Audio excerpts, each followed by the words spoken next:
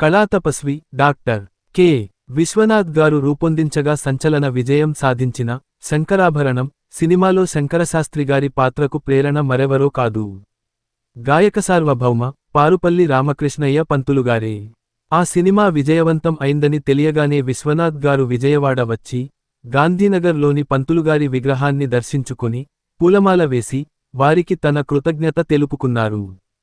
పారుపల్లివారి కట్టు, బొట్టు, తలపాగా, కోటు, నడక, వారి హుందాతనం, మితభాషణ ఒక్కటేమిటి, అన్నిటికీ సజీవ రూపాన్నిచ్చారు.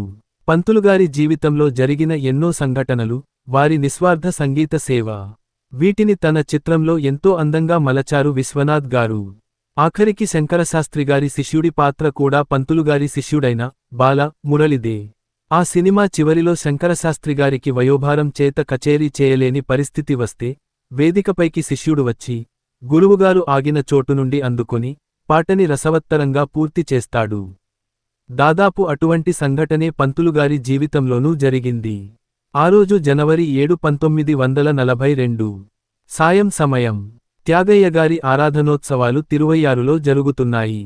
అందులో గానం చేయడానికి పంతులుగారికి గంట సమయం కేటాయించబడింది. పంతులుగారు తనతో తన శిష్యుడు 12 సంవత్సరాల మురళిని కూడా అక్కడికి తెచ్చారు. అప్పటికే తెలుగునాట బాలగాయకుడిగా పేరు తెచ్చుకున్న మురళిచేత ఆ పవిత్ర స్థలంలో పాడించి పెద్దల ఆశీస్సులకు పాత్రుణ్ణి చేయాలని నిశ్చయించుకున్న పంతులుగారు నిర్వాహకులతో తనకు ఆరోగ్యం సరిగా లేదని, అందుచేత తనకు బదులుగా తన శిష్యుడికి 2 కీర్తనలు పాడే అవకాశం ఇవ్వవలసిందిగా విన్నవించుకుని ఎలాగో ఒప్పించారు. ఎంతో అరుదైన తన అవకాశాన్ని శిష్యుడి కోసం త్యాగం చేశారాయన. మురళిని తానే వేదికనెక్కించారు.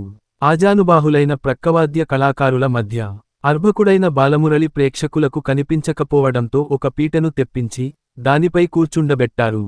కచేరీ ప్రారంభం అయింది. మురళీగానానికి శ్రోతలు పరవశించిపోయారు. 2 కీర్తనలు 4 అయ్యాయి. మరొక పావుగంట, మరొక అరగంట, ఇలా 3 సార్లు సమయం పొడిగించబడింది. జనం ఆ గంధర్వ గానానికి మంత్రముగ్ధులయ్యారు. బాలమురళికి బ్రహ్మరథం పట్టారు.